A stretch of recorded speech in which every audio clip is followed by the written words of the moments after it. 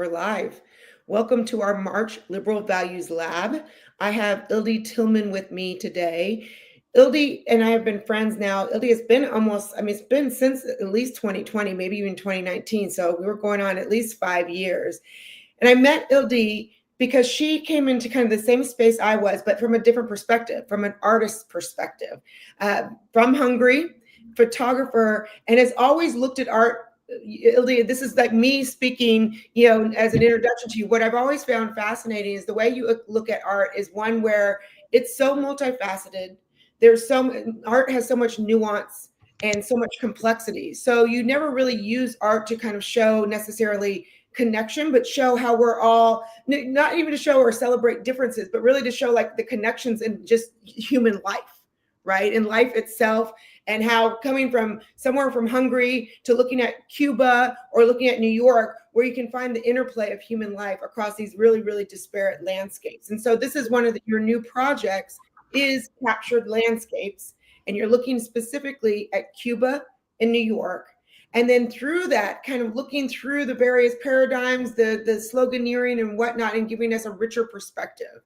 So with that said, if I've failed to make any other important introduction, let me know, but let me tell our audience, for y'all that are watching on YouTube or on X, if you have questions for Ildi, just type them in the chat if you're watching at IL Values, and I will get to those as we get through our lab here. And then now, with no further ado, Ildi, it's great to have you in here about your latest project. Thank you for joining us. Thank you, Jen, and thank you for the introduction. And really, I very much appreciate this opportunity to be invited here and to be able to talk about this project, which is a new project. So I thought that I will add a few things, just a little bit of more context to the introduction.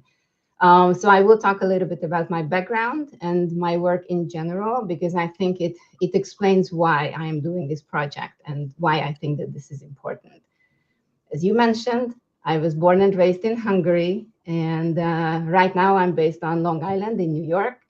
I have been living in the United States for over 20 years now. I have a law degree from Hungary, which I'm not using, but I do have that. And I also have an MA from Africana Studies from SUNY Stony Brook, where I was an invited lecturer during my graduate years, and also following graduation, I was an adjunct professor there for 1 semester.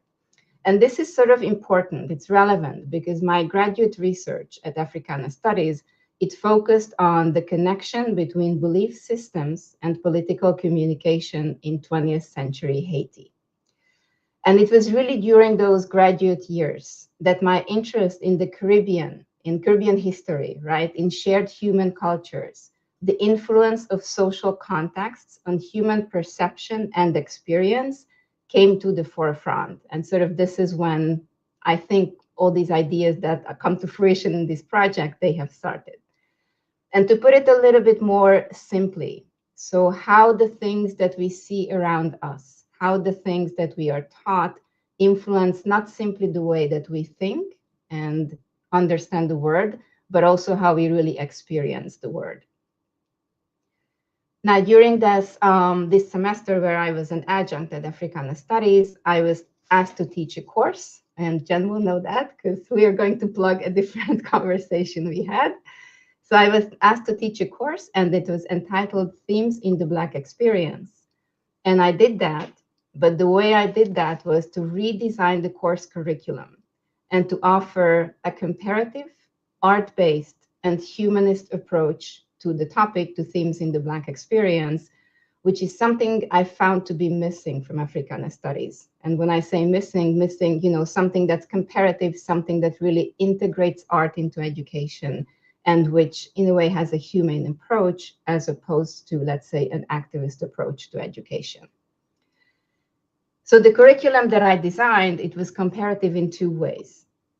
It compared the cultural and the historical experiences of 3 geographical regions, and that was Haiti, that was Cuba, and that was the United States, which was in contrast to, again, to the normal way, or sort of the usual way that these courses are taught, which has a unique focus on the United States. So I wanted to have a comparative focus, open up, the lens of understanding a little bit. And it was comparative also because I included material from a wide range of Black academics and artists, and not only those who stand on the grounds of identity politics, which is something new. It's not typically done in the field.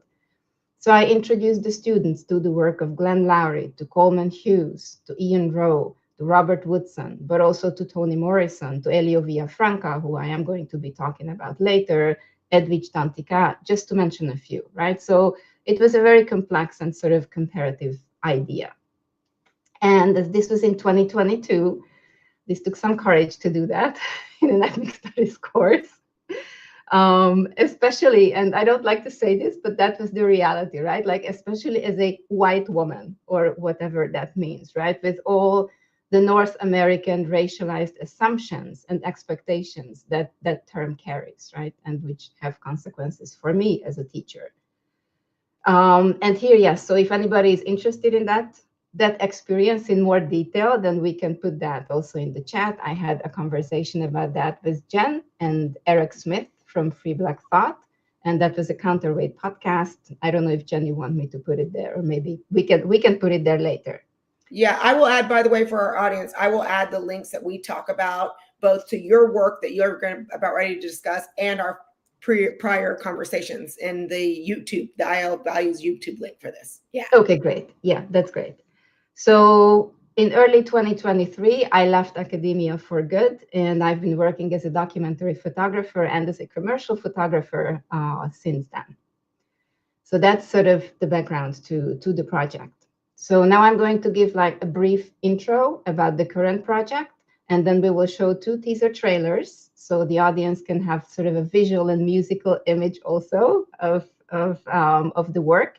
And then I will talk about the project more in detail. So it's entitled Captured Landscapes, Cuba, New York. And this is an ongoing art-based educational project, which will combine photography and jazz music to talk about slogans, cliches, propaganda, and human life in 2 settings, Cuba and New York. My project partner to the work is Cuban jazz composer and pianist Elio Villafranca. And so please remember, as I talk about the project, even I like to get carried away, and it sounds like, oh, this is something that's already ready. It's not ready.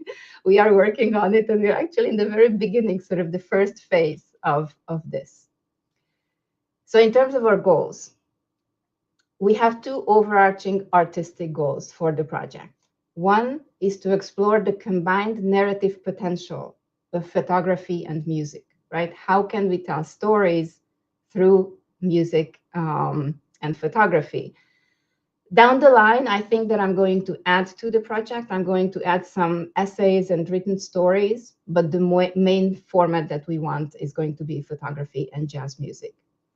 And the other sort of artistic goal that we want is to merge artistic experience and education, right? And this connects back to what I was talking about before. So we want to talk about the themes of cliches, slogans, propaganda, and human life, with those 2 things sort of guiding us. And here I want to mention our project motto, which is taken from Andrei Tarkovsky, who was a Russian or Soviet, right? Like a Russian film director who worked and lived during the Soviet era. And in one of his writings, he sort of asked himself the question, sort of, how can we really get to know each other? And Tarkovsky's answer was by abolishing the frontiers. And I love that, because in some ways, I think with this work, I really want to show that by abolishing these human-drawn frontiers between musical genres, right? Let's say Cuban jazz, classical music, folkloric music, European music, American music, right? Like all of these like human-drawn frontiers, we can, through abolishing that, or through abolishing the frontiers between artistic disciplines like visual art and music, and by merging the lines that separate art and education, we can connect seemingly different human stories. We can highlight their ebb and flow, and we can understand how they interact to strengthen each other. And I really want to emphasize that. Like there seems to be, right, some kind of cultural understanding in certain circles in the United States today, which says that different human stories are in competition with each other, and somehow they weaken each other. And what I would really like the audience to ponder or explore the idea is that these stories actually strengthen each other. So, doing that sort of together. And what I hope, or what we hope, is to inspire the audience to ask the following questions. And this sort of goes back to the theme. So, what is true, and what is it that is being marketed to us? And how shall we know the difference if our mental and physical landscapes are captured by commercial and political slogans? So those are sort of the basic questions that I hope that maybe I don't answer, I don't want to answer, but to raise the question and then have the audience think about that. So I think, Jen, that this might be the good time to show the videos. So let's try to do that. So I'm going to share my screen, correct? Yep. Okay, so these are two, just so people know, these are two short reels that I put together from the existing photography, and I edited that together with Elio's music, Elio Villafranca's music, and this, it just gives sort of an insight into what the project is going to look like. So I go to share screen, and then let me go to the other, yeah, let's go this one. Yes, okay, here it goes. Can you see it, Jen? There you go. Yep, it's on the screen. Okay.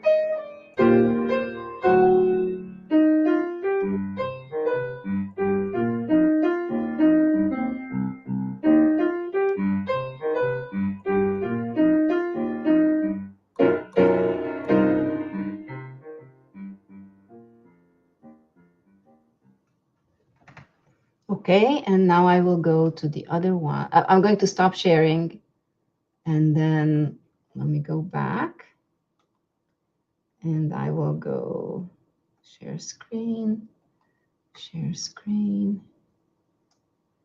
I believe it's this one. Yes. Can you see it, Jen? Can you see the screen, Jen? Yeah, you're ready to go. Yes, thank you. Hi, my name is Ildi Tillmann. I'm a photographer based in New York. This trailer is going to introduce a new and ongoing art documentary project that I'm working on with Cuban jazz composer and pianist Elio Villafranca. I hope that you will enjoy this reel and that you will visit our landing page to learn more about the project and to follow our work.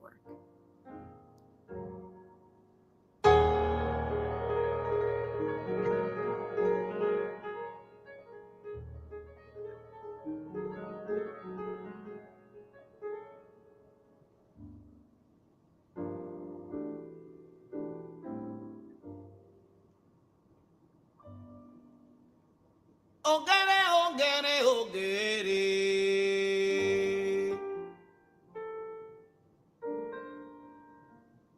Ogere, ogere, ogere. O baruru o, siyare o. O baruru o, siyare o. Tendere oniloyu, tendere abo, tendere kwekwenye.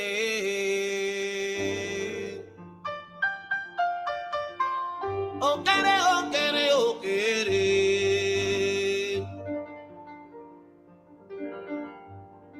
Yemayama sokenkede, awoyo, masokenkede.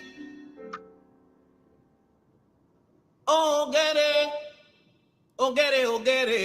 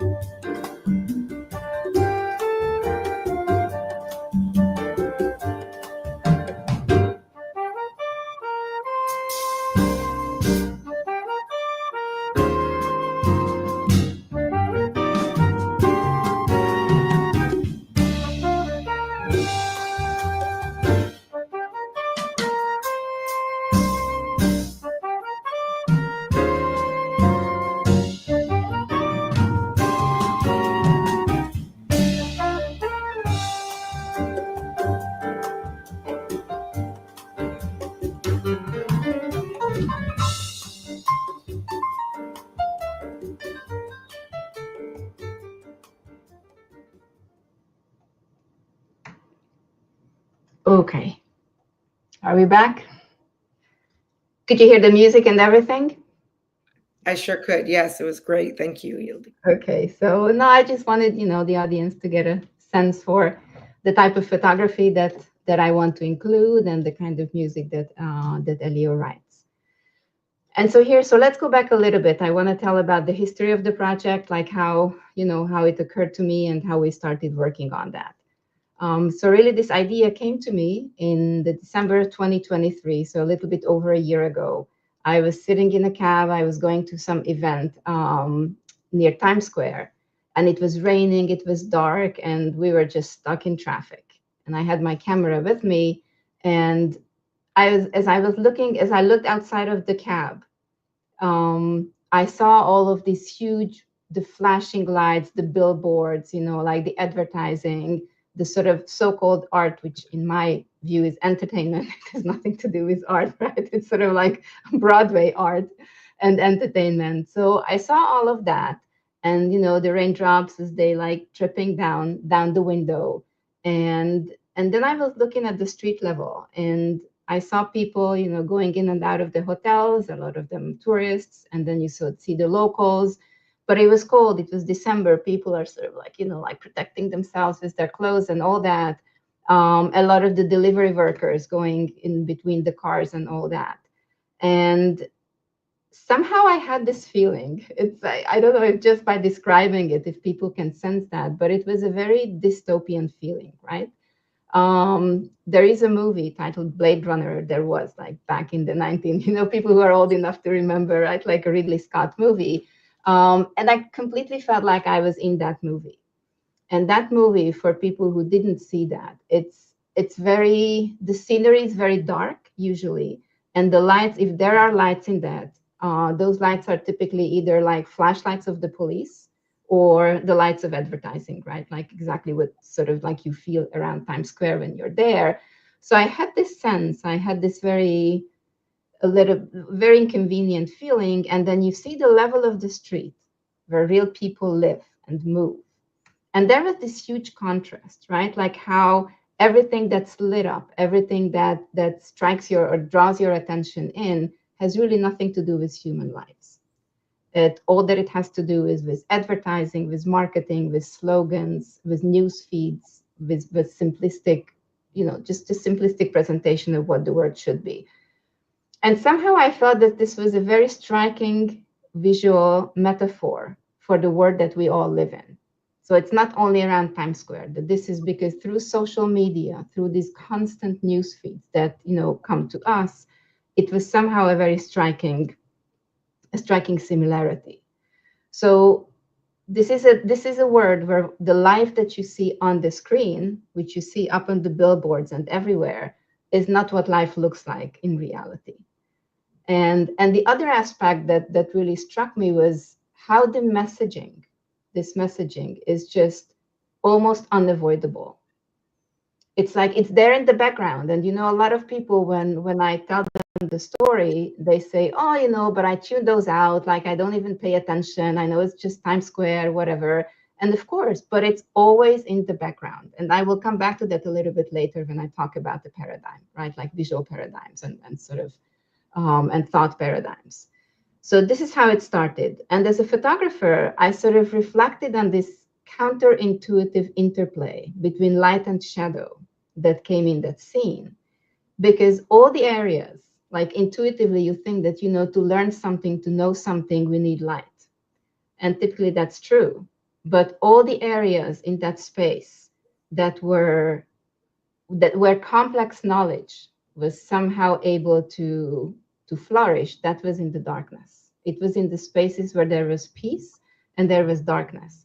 And all the spaces that were lit up, they were not simply lit up, they were overlit.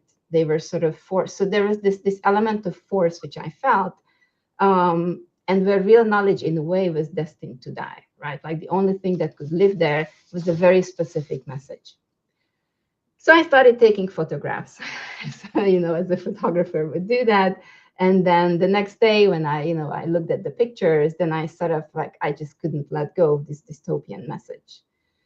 And the other thing that really struck me was sort of the similarities, right? Like I started sensing that there were a lot of similarities between my past, my Hungarian past, and the North American present.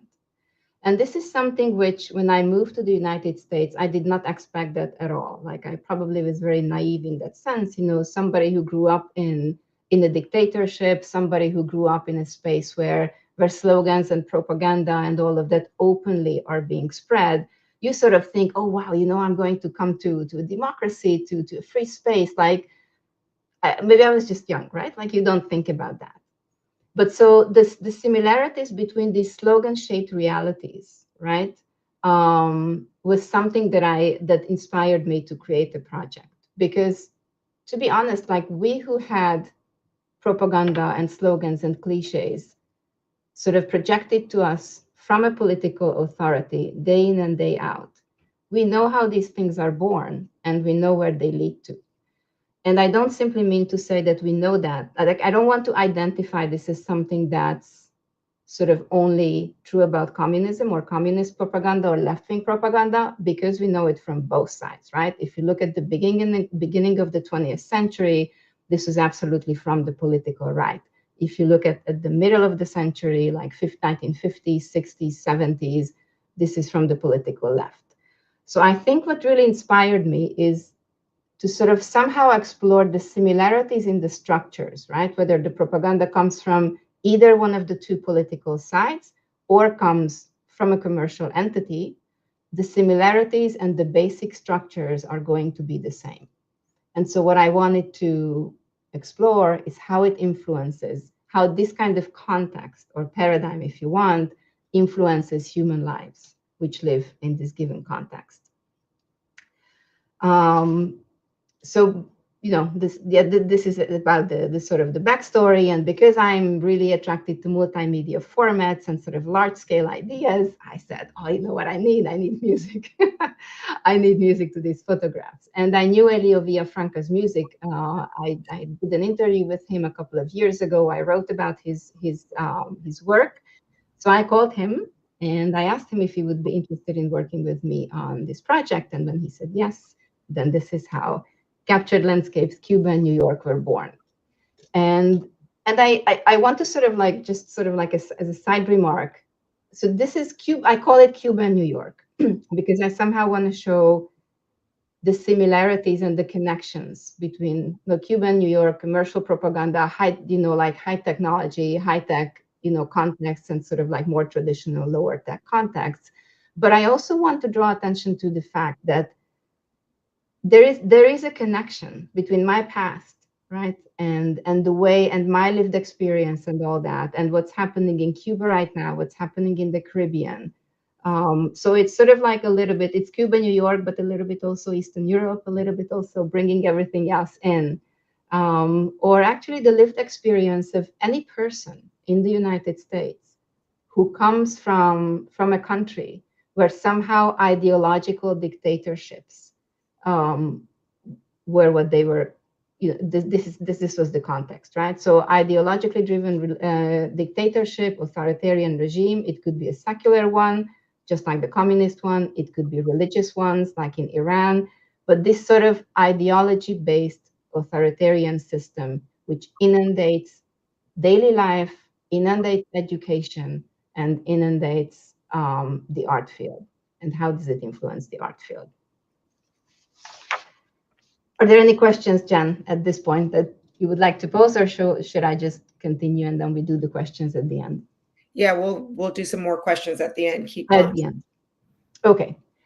So there are two things that I like to emphasize when I talk about my project in general. And the first one I like to do is that I think for me, right, one of the most important aspects of captured landscapes is not simply the choice of topic, right, the slogans, cliches, propaganda, and human life, but it is really our approach. And I sort of touched on that before. So this is a multidimensional artistic and educational work, something that I feel is very much missing right now from the cultural and the public spaces in the United States. Like most of the public conversations and or academia is full of like statistics, like social academic analysis, nonprofit messaging. We have scientific descriptions, scientific discussions, boxes, labels, all of that. This is sort of part of the North American paradigm, right? Like this is the way to talk about human experience and sound very intelligent in some ways, or knowledgeable. And these are really important aspects, but they do not cover the entirety of human experience. And these are all detached from primary human feelings and reactions that very much form part of the way that we act in the world, that we behave in the world, and how we react to our surroundings. What I mean by that is love, hate, shame, desire for power, fear. So like, and I think this is sort of, there is a disconnect here between how we talk about reality, again, and what reality really looks like. So I'm hoping to sort of bridge this gap a little bit. And the other thing that I like to mention is the importance of really understanding the limitations of local cultural and social paradigms. And this is, again, something that I ran into repeatedly since I moved to the United States, right? Like how people in the US read history, read human stories, if you want to use that word. What is the lens through which all this is being understood and presented, and sort of, what are the assumptions? So what is a paradigm, right? And why is it really relevant for artists? So paradigm is, to very simply put it, is the allowed sphere of thought and inquiry, right? So within which it's sort of, imagine this is like this bubble or sort of like a sphere which is limited, and inside is all the things that we are sort of allowed to think and to inquire about. So this underlines assumptions and discourse within the cultural field, artistic field, educational field, all of that, religious field, right? It shapes the way that a given community thinks about the world. It underlies the process of socialization, and it prepares people for accepting certain things as true, right? So this is sort of what I mean by a paradigm. And the paradox of a paradigm for the artist, and I think maybe for an educator also, is really that without the, and I could use the word culture here instead of paradigm, if I include in culture, education, and religion, and all of that. So the paradox of that without the paradigm, if you do not create inside your own paradigm, then you're going to have very little connection with the audience, because this is what they're going to understand, right? So the cultural references you use, the history you're using, all of that is connected, of course, to the context. At the same time, if you always stay within your paradigm, you put yourself in a prison. And that happens in every context. It's not only the United States, right? So this is sort of the paradox of how to create, and at the same time, how to be able to look from the outside, how to have an external perspective on something that you would like to, comment on or talk about. And I think in some ways, like the project wants to address that, because when I say I talk about cliches or propaganda or ideology and all of that, and the paradigm, like these things are all interconnected. So I think that if we are able to somehow reflect on our own paradigm and the different paradigms, right, within one project, then it gives us an opportunity to understand each other more, to connect with each other more, and really to open the way that we think about the world. And there is a quote from an ex-Muslim from Bosnia, which I like to use here.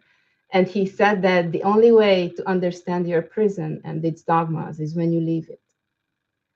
And I think that it's a very beautiful one, right? Because leaving it doesn't necessarily mean that you have to reject that, right? It just means you need to be able to look, inside from the outside. So it is in this context that we would like this project to inspire questions rather than give answers.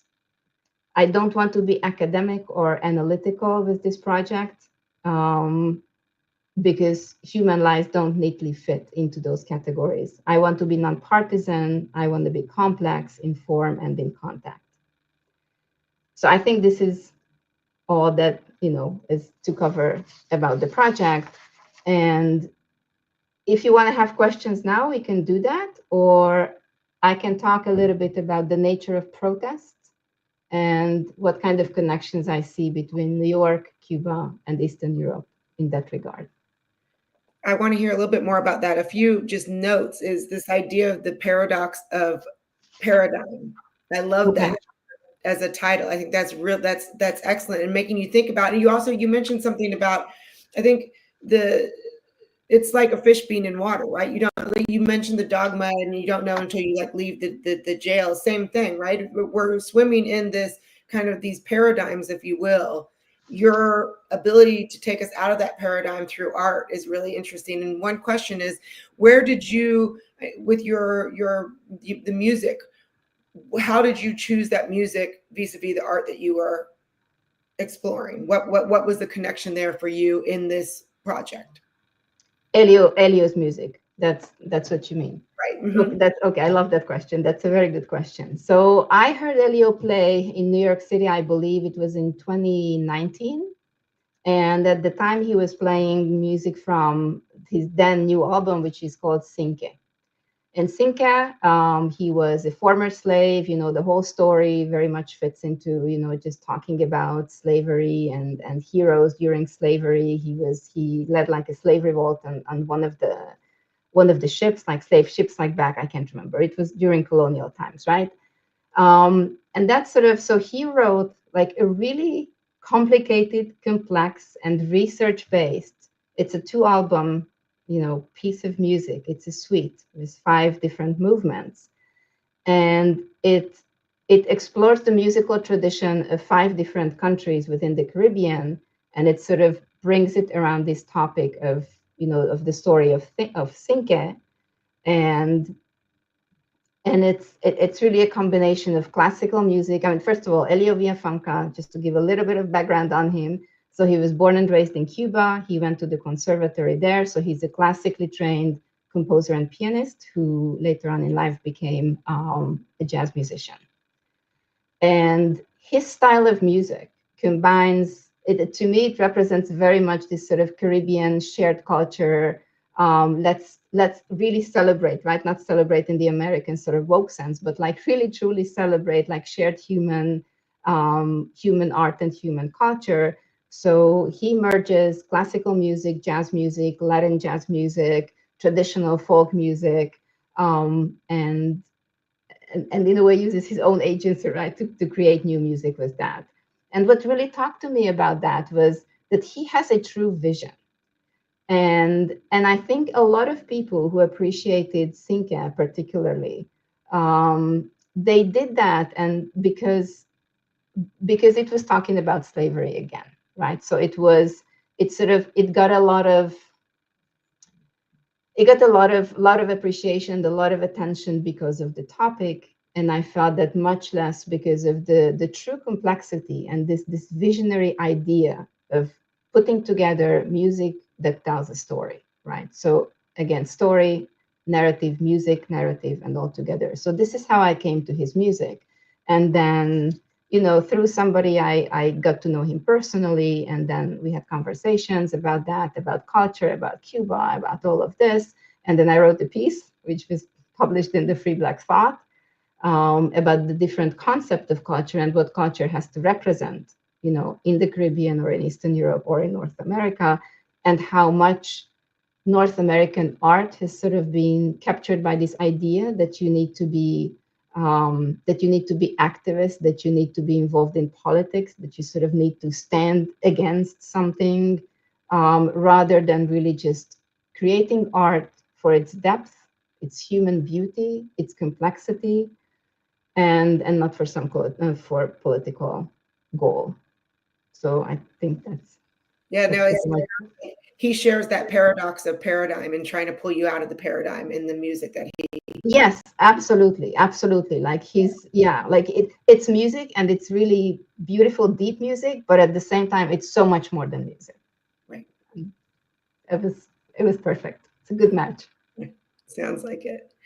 Yeah, so you were going to tell a little bit about like protests and the overlay there with art. Okay, yeah. So the connection between like protests. So during the sort of the peak moments of the BLM protests in 2020, it was very interesting because I happened to be reading a lot about Nazi Germany at the time, and also I was watching footage of Cuba during the 1990s. And maybe many people don't know what happened. So in Cuba during the 1990s, even before that, right? But in the 1990s, still, what was happening that for people or against people who wanted to leave the country, who were considered to be the traitors of the revolution, right? And here again, like we come to the labels, which to me is sort of one of the basic building blocks of propaganda, right? And ideology. So we build these like labels.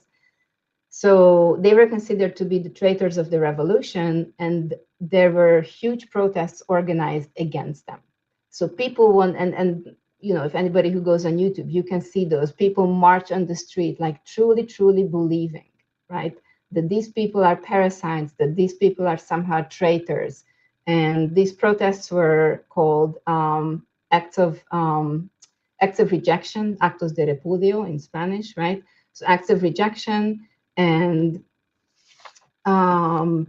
somehow I kept asking myself, like, how do we know, right? Like, how do we know that we are right? Because all of these people in these three different contexts, everybody or most of the people, right? I'm not saying everybody, but most of the people who were demonstrating there, they thought that they were on the right side of history, and that they thought that they were fighting for some kind of justice, social justice, right? Historical justice and all of that. And a lot of it turned out not to be like that, or not to be true.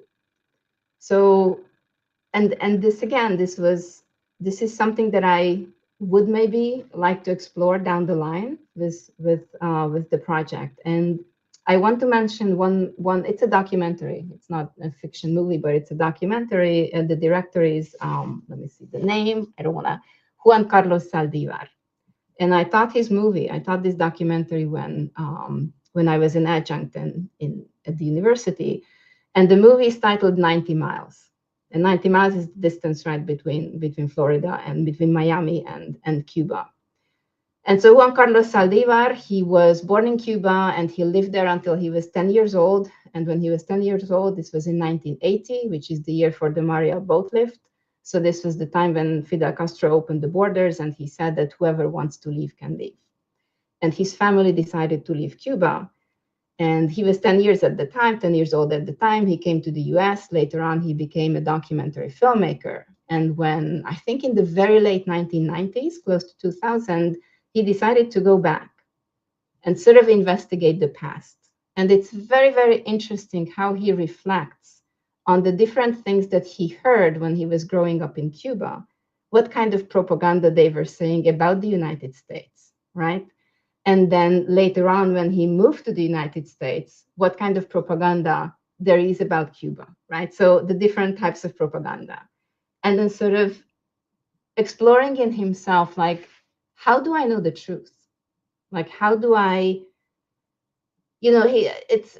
and there's one of like, and this is how I connected to the protests, because he's watching one of these protests against the people who leave. This is like late 1990s. And he's watching that, and he's reflecting on his own credulity, how he believed everything, when he was still living there. And then he was asking myself, if I had stayed here, would I still be part of the crowd? And to me, that is just so beautiful, like just so, yeah, it really impressed me. And then there are two sentences he says, which I love to quote.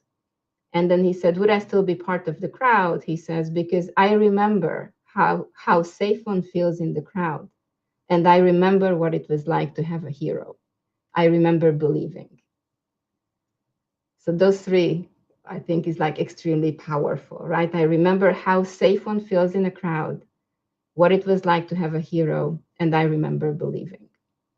And so in all of these situations, right, whether it's the BLM movement in 2020 or the protest, not just the movement, but the protests particularly, especially when they turned violent, or the Nazi protests, or the Cuban, actos de repudio, all of these things are relevant in all of these contexts.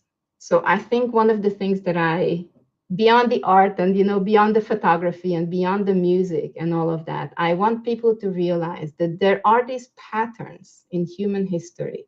There are these patterns in human geography. And really, this is what brings us together in the flow of life. And sometimes I think, if we imagine ourselves, let's say you imagine yourself in a room where you have two mirrors.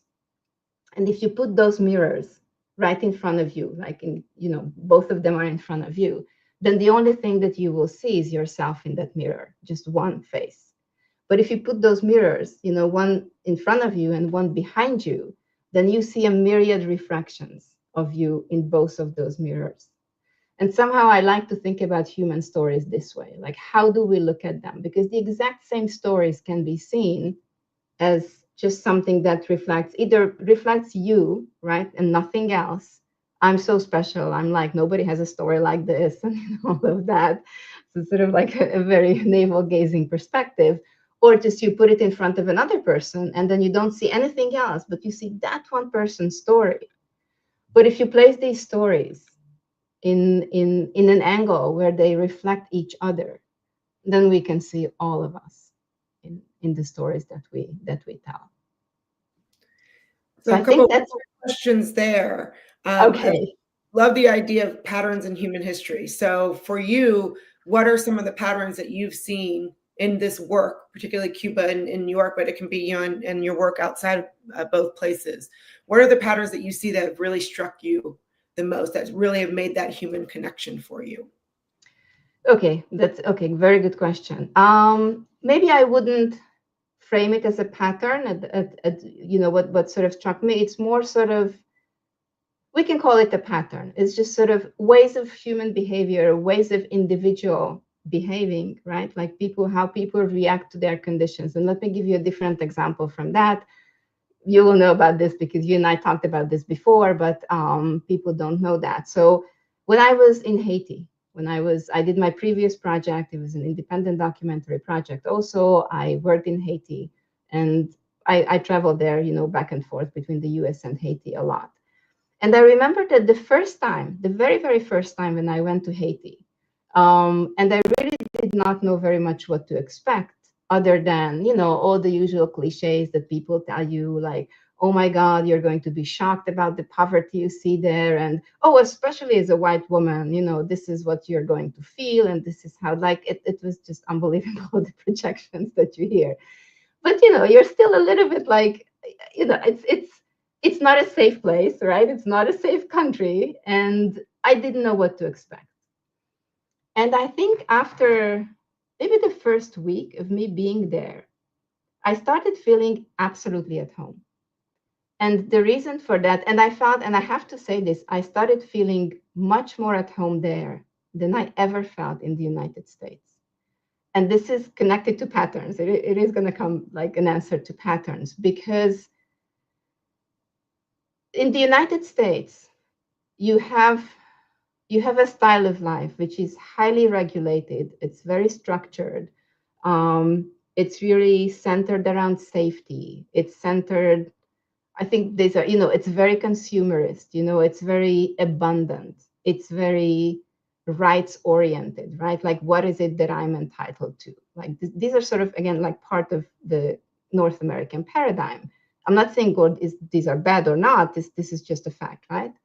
But where I come from, and especially when I was growing up or when my parents were younger, this was absolutely not the paradigm, right? So nobody has rights. You're happy if somebody even gives you service.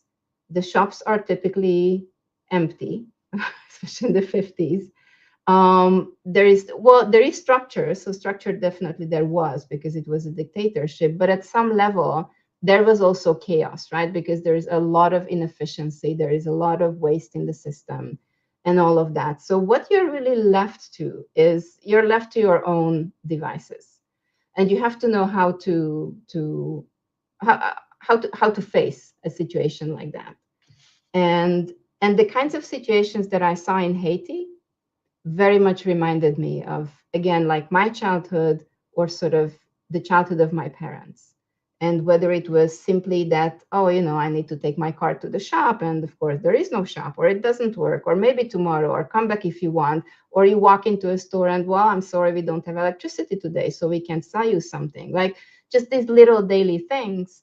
Or simply the feeling, right? When a friend tells me in Haiti, even if I have a passport, I'm not going to be able to travel because I need a visa everywhere.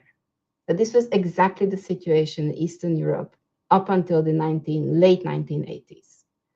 So, and I think this is something that a lot of North Americans can't really relate to, because they don't even think about that, right? Like, that type of being limited and just not being able to make your own decisions, even if you had the money, even if you had the courage to do that, you cannot do that. I remember the lines, right? Like, even in my, like my teenage years, in front of the American embassy, in front of the German embassy, people would line up for a full day or even longer just to be able to get in and ask for a visa. So these are connections that I definitely felt there, and I think which are very much not part of the public conversations here in the US. Yeah, absolutely. I feel like what I'm hearing you say is, your experience through photography and art and music is one of trying to get people, again, to get out of these paradigms and to be able to see. So for me, it's viewpoint diversity, right? And trying to be able to recognize, appreciate, tolerate, respect different views. And for you, you're actually acting it out by trying to show people that same idea through art. Would you I hope agree? so. Yes. Yeah, no, that is the goal. And if I could mention just one more thing, like about sort of like different paradigms and sort of how maybe the American paradigm, right, is incorrect in that sense, because one of the features of the American paradigm, as I see it, right, is that we have to read human history and human stories and cultures and all of that through the lens of race and gender mostly. And that's going to be the correct understanding. And then, of course, a lot of things come downstream from that, so-called Black people or white people are going to share a history, and that's just the way to look at it. And I'm not saying that's exclusive, and I'm not saying everybody thinks that, but this is somehow definitely part of the cultural, at least in the artistic and educational paradigm. And when I was an adjunct, I asked my students, like, let's say that you have a Hungarian and a Polish and an Afghani person, and you have somebody from Angola, you have somebody from Ethiopia, right? So these are like black, brown, if you want to use the American terminology again, and white. And these people, trust me, they are going to have more shared, like lived, actually lived, contemporary lived and shared experience than, let's say, a Black American and the Ethiopian. And again, this comes back to what I was talking about, because all of these people have experienced what it means to live in an authoritarian system, which is ideologically grounded. And nobody in North America has ever lived in that. I mean, North America, I mean people who were born here, right? Obviously, I'm North American, but that's what I mean. So people who were born here. And then again, as a contrast, let's say somebody who, like you and I in some ways, right? Like, somebody who comes from Hungary, or somebody who was born and grown up in the United States, and that even includes my children, we don't actually have the same lived experience. I don't share a lived experience with my own children because I come from a completely different context. So despite the fact that we share a skin color, so again, I think what I'm trying to get at here is really to realize the limitations of local paradigms and to sort of try to break out of them, because it really is like, in a way, word stories and word history, let's say, it's a puzzle of like a million pieces. And people who live in a certain location, and this is, again, it's not only Americans, I'm not trying to sort of badmouth one specific culture. So anybody who lives in a local context, you hold a certain number of pieces of that puzzle. And you put those together next to each other and they fit nicely. So you say, oh, I have the full picture. And guess what? You don't have the full picture. You have a partial picture. So going back to this project in particular, Cuba and New okay. York, what would you say in terms of cultural paradigms, ideology, propaganda? What did you see? Where did you see the most overlap? And where did you see the most difference between these two countries? What surprised you the most with regards to this project specifically? Okay, so the overlap, what surprised me the most, and this is going to be, and this is very, it's good, because this is how documentary projects are sort of developed, right? Like, you go into a situation, you go into a context, and you don't really know what you're going to find or what you're going to have access to, so you have to sort of change, what is it that you're doing. But what really surprised me, to be honest, is how, so I expected to see a lot of billboards and these, like wall paintings and sort of like the traditional political propaganda that you see in a lot of photographs from Cuba. And to be honest with you, when you walk in Havana, you don't see all that much of it. There is, of course, it exists. But again, compared to, let's say, New York City, and like the amount of commercial advertising and the amount of commercial and political, right? Because it's sort of intertwined messaging in New York City compared to Havana, I mean, New York City is definitely the winner, right? In that sense, which of course makes you think. Again, what is it that influences, and it's sort of this indirect influence, like what is it that's in the back of our mind? How do we see? What are our visuals? How do we imagine the world, right? Like, what do we think that our goals should be? And all of those things. So that was something that really struck me.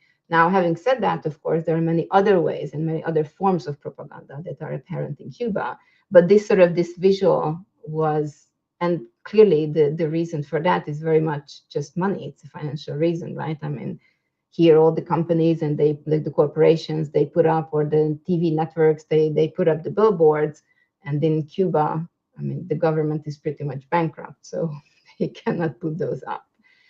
The similarities, it really goes back to the very beginning. What I think are the similarities between the building blocks of different propaganda, and that is simplicity, like simplifications, right? Simplifications, impersonal language, that like, like academic jargon, bureaucratic language, political propaganda language. This is all about labels and impersonal language. It's, it's very formulaic. It's very much, it's never individual. It's never really you. It's sort of, it's the created you. It's the expected you. It's sort of, it's the desired you in some ways. So I have seen a lot of similarities in that sense. So what if your one big takeaway that you want to, share with this project, to speaking to us, like, let's say speaking to Americans. I think a lot of this, what I really liked about your project is your interplay with regards to New York. And you mentioned this earlier, but of light and dark, of black and white, right? So that, the light and the big glaring things, was what was up, and what, people, the flashing lights, what people wanted you to see was the propaganda, and what was on the streets and the real life that was happening kind of underneath that. The darkness is where the nuance, the complexity, and the reality lay. But you didn't see that, right? Your eyes were drawn to the light and to the, the shiny object, if you will. I'm not sure, again, I feel like, I'm sure that there's some similarities to that light and dark idea in Cuba too, but I really pulled, some meaning from that with your interplay in New York. What would you say, in addition to that, what else is like the biggest thing that you would really want someone to come away with after, kind of immersing themselves in this project? What would really make you feel like this is what I wanted? This was my objective to begin with. Okay, so first of all, again, it's not yet there. So, like I put in the chat the gallery that I created from the Havana pictures. So if people want to go there, they can go and look at those pictures. And again, this is the very, very first step. So right now, if somebody's going to go there, or even if they go to our landing page, I'm going to put the landing page also. At this moment, of course, you're not going to get this like, okay, that's what I'm going to come away with. What we want to do is that once we can finish the project, once we create the whole thing, then what they come away with is like, what I'm hoping is that my photographs really show you those spaces in the dark, but when they are not dark. Right? So I could show them, but I want to show them within the context of this larger, the overarching, the sort of impersonal, the propagandistic or the cliche-like. So somehow I want to contrast the two. And what do I want people to come away with is, I think I keep going back to just to be able to reflect on what it is that influences our thinking, and how much are we aware of that, and how much we are not even aware of that. So maybe there are like two different things I want people to come away with. One is this, right? Mm-hmm. But then again, and this is sort of at the larger level, or sort of like the upper, the light level. But what I really want people to come away with is to realize that our stories, these human stories, and hopefully if I get to do the part in New York, like I want to go to New York City, and I really want to collect stories from different communities.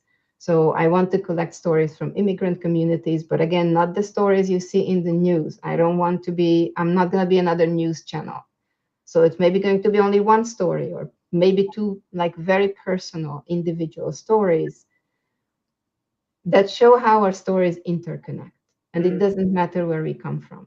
And if we see all these stories, again, as parts of the flow of human history and parts of the flow of human life, then we'll have a chance to actually connect and know each other and really respect each other mutually.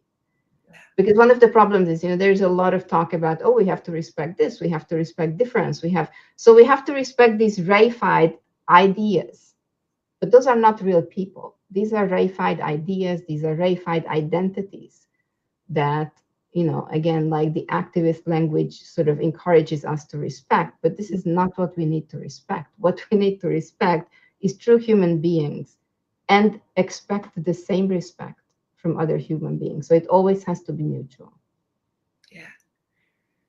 and doing it through your art. And I will make sure that all of these links, including, I put it also in the chat, your website link, but we will put your website link, your GoFundMe link, and some of the videos and your YouTube as well in the chat, because like Ildi said, this is a project that's, kind of in the works. So if this is something that sparks joy in you, that sounded like very Marie Kondo of me. I don't know where that came from.